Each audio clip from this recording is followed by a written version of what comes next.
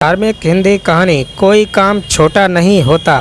महाभारत काल में पांडु के पांचों पुत्रों, जिन्हें पांडव के नाम से जाना जाता है, उन्होंने कई राजाओं को हराया, जिसकी वजह से पांडव चक्रवर्ती सम्राट बन चुके थे। इसके बाद उन्होंने एक राजसूय यज्ञ नामक यज्ञ का आयोजन किया। इस यज्ञ में कई राजाओं एवं महाराजाओं को आमंत्रित किया गया था।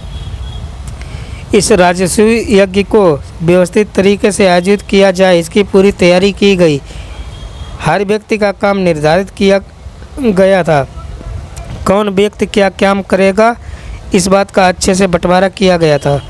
पांचों पांडव भगवान श्री कृष्ण का बहुत आदर एवं सम्मान करते थे, इसलिए पांडव सोचने लगे कि अब श्री कृष्ण को किस तरह की जिम्मेदारी दी जाए, लेकिन किसी को इसका जवाब नहीं सूझा। इसलिए सभी ने निश्चय किया कि भगवान श्री कृष्ण से ही इस विषय में पूछा जाए। सभी पांडव श्री कृष्ण के पास गए और उनसे अपनी समस्या का हल पूछा।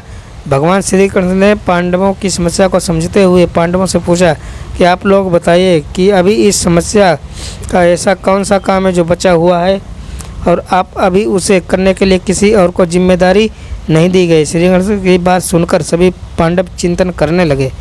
कुछ देर बाद श्री कृष्ण ने चुप्पी के माहौल को तोड़कर बोले, मैं दो कार्यों की जिम्मेदारी ले लेता हूँ। पहला, ब्राह्मण और ऋषियों मुनियों के चरणों को मैं ही धोऊंगा, और दूसरा यह कि भोजन के बाद जो जूठे बर्तन और पत्तल होंगे वो सब मैं उठाऊंगा।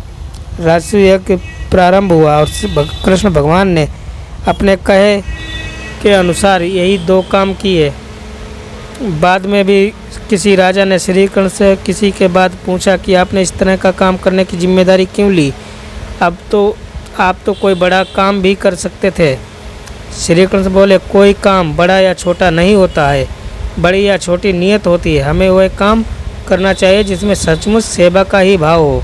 सीख, हम उम्र में और पद में बड़े हों या छोटे हों, हमेशा ऐसे काम करें जिनमें सेवा का भाव ही होता हो।